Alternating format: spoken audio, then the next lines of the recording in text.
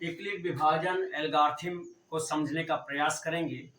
और सबसे पहले तो मुझे ये ज़रूरी होता है कि एक्सरसाइज के किसी भी जब हम प्रश्न को सॉल्व करते हैं, किसी भी क्वेश्चन को, तो अच्छी तरह से समझने की ज़रूरत होती है।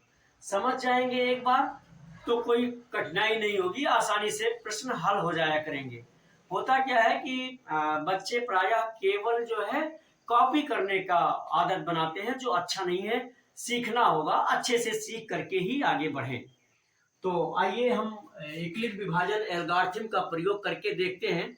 आपके एक्सरसाइज 1.1 में है 135 और 225, 135 और 235 का एचसीएफ निकालना। यूक्लिड विभाजन एल्गोरिथम का प्रयोग करके 135 और 225 का एचसीएफ फाइंड करना, एचसीएफ निकालना। हम पीछे छोटे क्लासों में भी महत्तम समापवर्तक को निकालना सीख चुके हैं भाग विधि से। वही विधि यहाँ लगाई गई है, बस थोड़ा दूसरे ढंग से लिखा गया है। तो सबसे पहले हम ये जो भी दो संख्याओं में बड़ी संख्या होगी उसको हम पहले लिख लेंगे। तो यहाँ हम 225 को पहले लिखेंगे और यहाँ इक्वल टू लगाएंगे। इसमें 135 से भाग करेंगे, ये कितनी बार जाएगा? 135 का भाग इसमें एक बार जाता है। जब एक बार 135 का भाग जाएगा तो इसमें बचेगा 90, ये शेष बचेगा। अब जैसा कि हम पीछे पहले भी जब हम एचसीएफ को भाग करते थे, मान लीजिए यहाँ हमने यहाँ भी एक पैटर्न साथ में देखते हुए चलिए।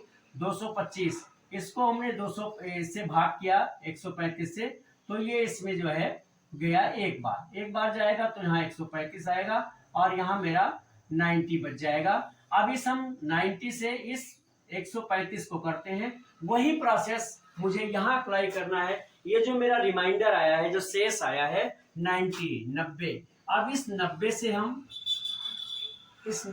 हम इस 135 को करेंगे, जिससे मैंने पहले इसमें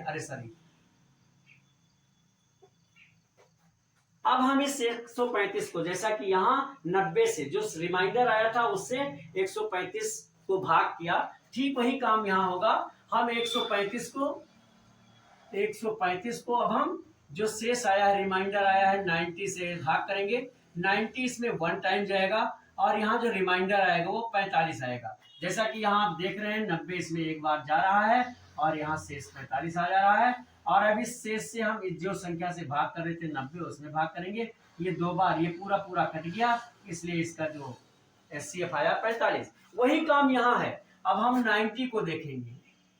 90 को हम इसमें 45 मतलब 45, 90 में 45 दो बार जाएगा और जब शेषफल यानी रिमाइंडर मेरा 0 हो जाएगा।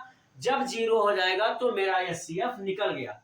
तो 45 से डिवाइड करने पर यानी 45 से भाग देने पर मेरा ये जो शेषफल आया है, रिमाइंडर आया है, ये 0 है। इसलिए इस क्वेश्चन में जो एचसीएफ मेरा होगा, एचसीएफ वो होगा 45 यानी 45। इसी तरह से हम कोई भी दो संख्याएं दी होंगी उनका एचसीएफ निकालना होगा। तो हम सबसे पहले बड़ी वाली संख्या को लिखें और उसके बाद उसमें छोटी वाली संख्या कितने टाइम्स जाती है ये मुझे देखना होगा। और फिर उसमें जो रिमाइंडर बचता है, अब जिस छोटी संख्या से आपने भाग किया था उस छोटी संख्या में रिमाइंडर से भाग करेंगे। फिर जो आएगा यही प्रोसेस तब तक चलता रहेगा जब तक लास्ट में रिमाइंडर या शेषफल 0 ना हो जाए। और जब 0 हो जाता है तो जिस संख्या से भाग करने पर, जैसे यहाँ 45 से भाग करने पर यहाँ रिमाइंडर या शेषफल 0 आया है, इसलिए एचसीएफ हुआ 45। यूक्लिड विभाजन एल्गोरिथम का प्रयोग हम इसी तरह से करेंगे।